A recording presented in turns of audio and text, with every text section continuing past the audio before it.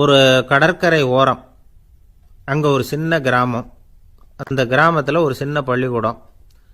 கடற்கரை ஓரத்தில் உள்ள ஒரு விடுதியில் ஓய்வுக்காக ஒருத்தர் வந்து தங்கியிருக்கிறார். பள்ளிக்கூடத்தில் ஏதோ விழா நடக்கிறது மாதிரி தெரிஞ்சுது. உடனே அவர் அந்த பக்கமாக வந்தார். இங்கே என்ன நடக்குதுன்னு விசாரித்தார். பள்ளி ஆண்டு விழா நடக்குதுன்னாங்க. உடனே போனார். கண்காட்சி ஒன்று வச்சுருந்தாங்க. உள்ளே போய் பார்த்தார். பள்ளிக்கூடத்தில் படிக்கிற மாணவர்களை சொந்தமாக தயார் பண்ண பொருள்களை காட்சிக்கு வச்சுருக்கிறாங்க. அந்த ஊர் மக்கள்லாம் அதை கூட்டம் கூட்டமாக போய் பார்த்துக்கிட்டு இருக்கிறாங்க. இவரும் ஆர்வமாக அதையெல்லாம் பார்த்துக்கிட்டே போகிறார். ஒரு இடத்துல ஒரு சின்ன ரயில் செஞ்சு வச்சுருந்தாங்க. மாணவர்களை தயார் பண்ணது. மின்சாரத்தால் அது ஓடுறது மாதிரி பண்ணி வச்சுருந்தாங்க. அதில் ஒரு சின்ன பொத்தான் இருக்கும். அதை அமுக்குனா ரயில் ஓடும், சுற்றி சுற்றி வரும். மாணவர்கள் எதிரில் நின்று அதுக்கு விளக்கம் கொடுத்துக்கிட்டு இருக்கிறாங்க. இவர் அதை கவனித்தார். ரயில் ஓடுறத பார்த்தார்.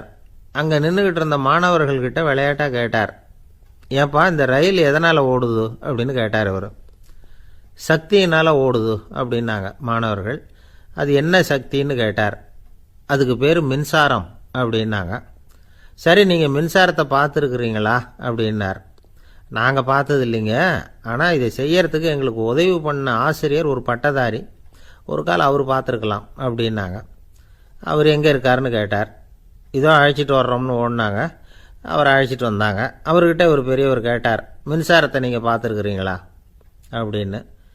மின்சாரத்தை பார்க்குறதாவது நான் பார்த்ததே இல்லை.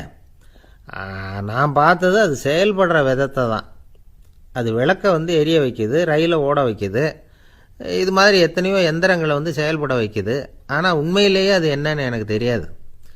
ஒருவேளை இந்த பள்ளிக்கூடத்து தலைமை ஆசிரியருக்கு தெரிஞ்சிருக்கலாம், ஏன்னா அவர் ஒரு மேல்நிலை பட்டதாரி அப்படின்னாராம் அவர்.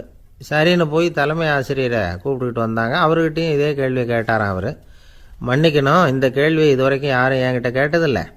சக்தியை யாரும் பார்க்க முடியாது, ஆனால் அது செயல்படும் விதத்தை தான் பார்க்க முடியும் அப்படின்னாராம் அவர். இப்போ இதுவரைக்கும் கேட்டுக்கிட்டு இருந்த பெரியவர் சிரித்தார். சிரிச்சுட்டு சொன்னாராம், சரி, அதுக்காக ஒன்றும் கவலைப்படாதீங்க, என்னுடைய பெயர் தாமஸ் ஆல்வா எடிசன் அப்படின்னாராம். இதை கேட்டதும் அங்கே இருந்தவங்களுக்கெல்லாம் அதிர்ச்சி, ஆச்சரியம். என்னது, நீங்கள் தானா எடிசன்? நீங்கள் எவ்வளவு மின்சார கருவிகளை உண்டாக்கி இருக்கிறீங்க, நீங்களா இந்த கேள்வியை கேட்டது அப்படின்னாங்களாம். ஆமாம், நான் தான் கேட்குறேன், ஏன்னா நானே மின்சாரத்தை பார்த்தது கிடையாது அப்படின்னாராம் அவர். தென்கட்சி கோ சாமிநாதன் ஐயா அவர்களின் இன்று ஒரு தகவல் நகைச்சுவை கதைகளை கேட்டு ரசித்தமைக்கு நன்றி.